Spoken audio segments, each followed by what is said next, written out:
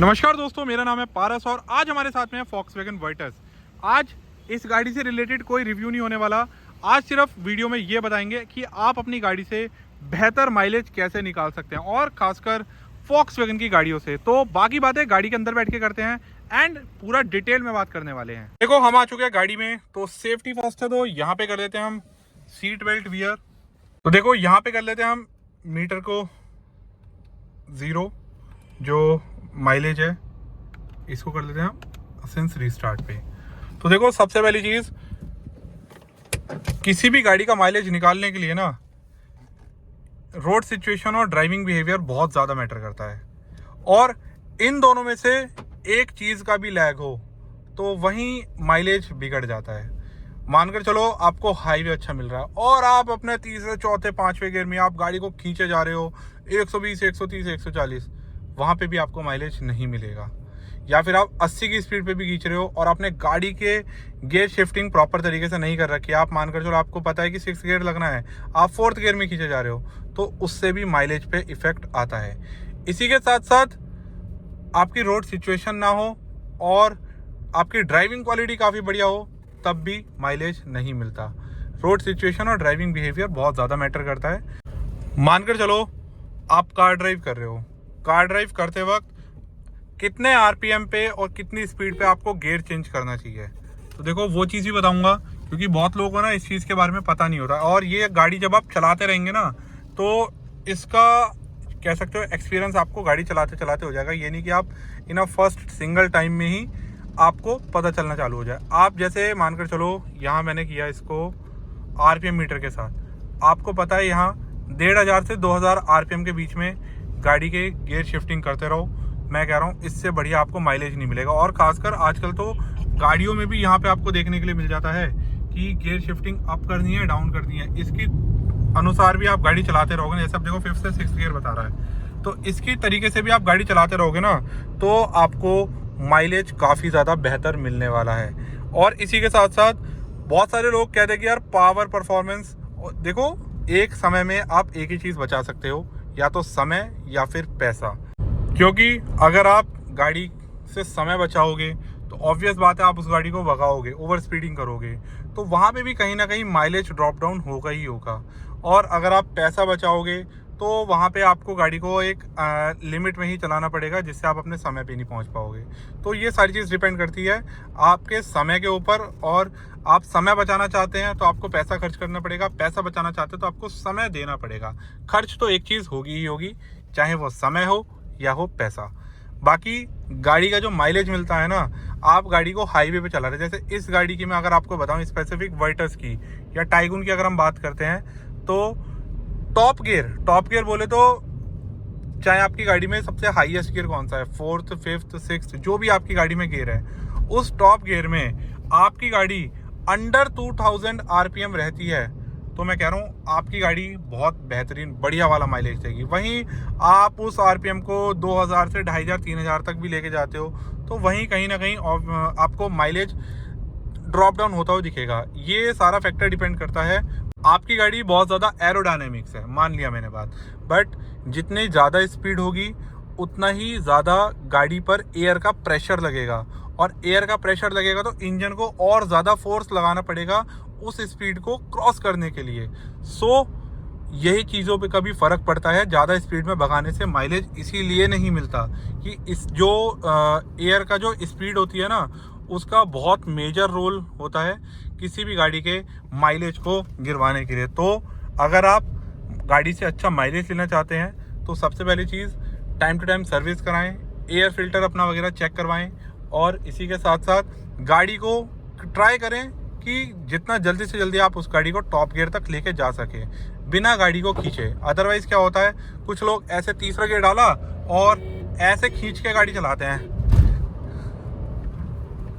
तो ऐसे में आपको माइलेज अच्छा नहीं मिलेगा। ऐसे में आप सिर्फ पेट्रोल या डीजल व्हाटएवर द फ्यूल आप यूज़ कर रहे हो, वो आपको माइलेज मिलने का ही नहीं है। तो इसीलिए इन चीज़ों का विशेष रूप से ध्यान रखें। तो मैं लाइट फुट गाड़ी चला रहा हूँ, मैंने थोड़ा सा बस यहाँ पे स्ट्रेच करके आपको दिखाया था, ठीक है। तो लोकल सा ही है, ज़्यादा अभी ऐसा कोई खास हाईवे नहीं आया, उसके बावजूद भी मैं यहाँ पे इसमें 14.7 का माइलेज ले रहा हूँ। बट जैसे जैसे ब्रेक लेते हैं, और इसी के साथ साथ ब्रेक से याद आया, आपको पता है जैसे आगे डिज़ायर जा रही है, आपको पता है आपको वहाँ जाके रुकना है, तो वहीं तक एक्सेलरेशन नहीं देना, पहले से अपने एक्सेलरेशन छोड़ दो, जिससे ब्रेक की रिक्वायरमेंट जितनी कम रहेगी ना उतना ही ज़्यादा फायदा रहता है। आपने देखा होगा लोकल में माइलेज, अगर मान के चलो आपकी गाड़ी लॉन्ग रूट पे माइलेज 20 का दे रही है, तो लोकल में वही आ जाता है आपका 11, 12, 13 का। उसके पीछे रीज़न एक तो ये आ जाता है कि गियर शिफ्टिंग टॉप गियर तक नहीं पहुंच पाती, और आप इंजन से तेल तो फूकते हो गाड़ी को उठाने के लिए और गाड़ी को खींचने के लिए, आगे जाके फिर आप ब्रेक मार देते हो, तो उस चीज़ से माइलेज का बहुत बड़ा फर्क पड़ता है। तो वही चीज़ है, आपको पता है आगे आपको यू टर्न या फिर आपको लेफ्ट या राइट जिधर की साइड मोड़ना, आपको पता है कि इतना लंबा डिस्टेंस है और आपकी गाड़ी वहाँ तक आराम से चली जाएगी।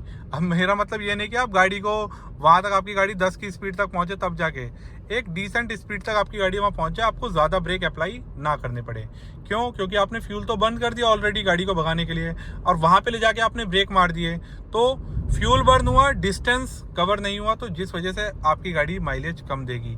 माइलेज बेसिकली वही है कि कितने फ्यूल में आपकी गाड़ी कितना किलोमीटर चलती है।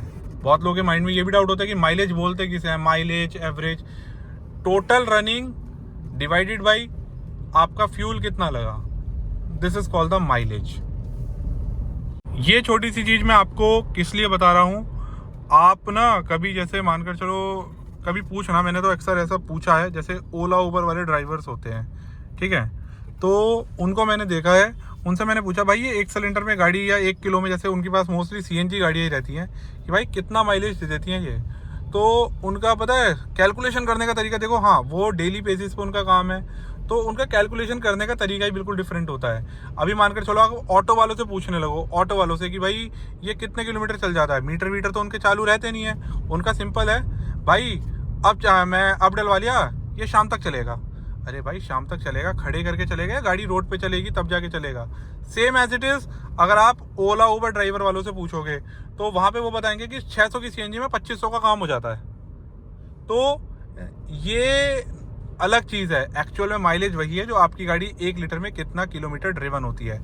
अब जैसे देखो हम लाइट फुट ड्राइव कर रहे हैं कार को, इसको वर्टस को, 1 लीटर हमारे पास है, पावरफुल भी है, बट वही चीज़ है, पावरफुल जैसे मैंने आपको स्टार्टिंग में बताया, माइलेज, पैसा या समय, एक चीज़ बचा सकते हो। अगर आप एक गाड़ी को 70 से 80 किलोमीटर की स्पीड पर चलाओगे ना, मैं कह रहा हूँ उस स्पीड से ज़्यादा पे गाड़ी माइलेज उस लेवल का देगी ही नहीं, चाहे आप कोई सी भी गाड़ी उठा लो। और बहुत लोग बोलते हैं ना कि यार ये गाड़ी माइलेज नहीं देती, वो गाड़ी माइलेज नहीं देती, तो ब्रांड्स के अकॉर्डिंग अलग अलग गाड़ियों में फ़र्क हो सकता है। मानकर चलो अगर आप Hyundai क्रेटा उठा लेते हो, Hyundai के इंजन है 1.5 लीटर, आपको उसमें क्रेटा में इंजन मिल जाता है। सेम ऐसे आप ग्रैंड विटारा या ब्रीजा उठा लेते हो, तो वहाँ पे ही 15 सीसी का इंजन है। तो क्रेटा वाले बताते हैं कि वो गाड़ी लोकल में 11-12 माइलेज देती है, और ब्रीजा या ग्रैंड विटारा वाले बताते हैं कि उनकी गाड़ी लोकल में 15-16 का माइलेज देती है। तो ये मैटर नहीं करता, ये मैटर ये करता है आपकी ड्राइविंग क्वालिटी कैसी है, आपको किस तरीके से आप गाड़ी चलाते हो। बहुत सारी चीज़ें मैटर करती हैं किसी गाड़ी का माइलेज निकालने के लिए। सो दोस्तों, यही थी आज की वीडियो। आप अपनी ड्राइविंग टेक्निक्स को थोड़ा सा इम्प्रूव कीजिए, जिससे आप अपनी गाड़ी से अच्छा माइलेज ले सकें, और गाड़ी को टॉप स्पीड भगा के या गाड़ी को खींच के भगा के आप कभी भी किसी भी गाड़ी से माइलेज नहीं ले सकते। इस चीज़ के लिए मैं लिख के दे सकता हूँ, आप किसी भी गाड़ी को भगा के देख लो, आप खींच के भगा के देख लो, वो आपको उस लेवल का माइलेज देगी कि नहीं। और जहां आपने उस गाड़ी को प्यार से चलाई, time to time gear shifting करी, और आपको पता है आगे मोड़ है, आपने ब्रेक नहीं लिया, आपने पहले एक्सेलरेशन छोड़ दिया, तो इन चीज़ों से काफ़ी हद तक माइलेज आपका इम्प्रूव हो जाता है। और सर्विस टाइम टू टाइम कराओ, एयर फिल्टर वगैरह टाइम टू टाइम उसमें इंस्टॉल करवाओ या चेंज करवाओ, अगर या फिर क्लीन होने की स्थिति में तो उसको क्लीन कराओ। एयर फिल्टर बहुत ज़्यादा मैटर करता है, बिकॉज एयर फिल्टर एक तरीके से आपकी गाड़ी के लिए सांस लेने वाला एक फिल्टर है, जिससे डस्ट आपकी गाड़ी में नहीं जाती है। एयर फिल्टर क्लीन होने से, अदरवाइज अगर आप एयर फिल्टर क्लीन नहीं कराओगे ना, तो इंजन को एयर सक्शन करने में ज़्यादा फोर्स लगाना पड़ेगा, जिसकी वजह से वो फ्यूल ज़्यादा लेगी, तो उससे भी आपकी गाड़ी का माइलेज ड्रॉप हो सकता है। सो दोस्तों, यही थी आज की वीडियो अच्छी लगी तो वीडियो को लाइक करना, चैनल को सब्सक्राइब, एंड जो आपका दोस्त गाड़ी खींच के गाड़ी चलाता हो ना, तो उसको ये वीडियो शेयर करो और बोलो भाई अपनी गाड़ी से माइलेज निकालो, माइलेज किस तरीके से निकलता है। या फिर आपका फ्रेंड कोई रोता रहता हो कि भाई मेरी गाड़ी माइलेज नहीं दे रही, माइलेज नहीं दे रही, तो उसको ये वीडियो शेयर करो और बताओ कि इस तरीके से गाड़ी का माइलेज निकलता है। तो दोस्तों यही थी आज की वीडियो देखने के लिए बहुत बहुत धन्यवाद। मिलते हैं हम इस तरीके के इंटरेस्टिंग वीडियोस के साथ।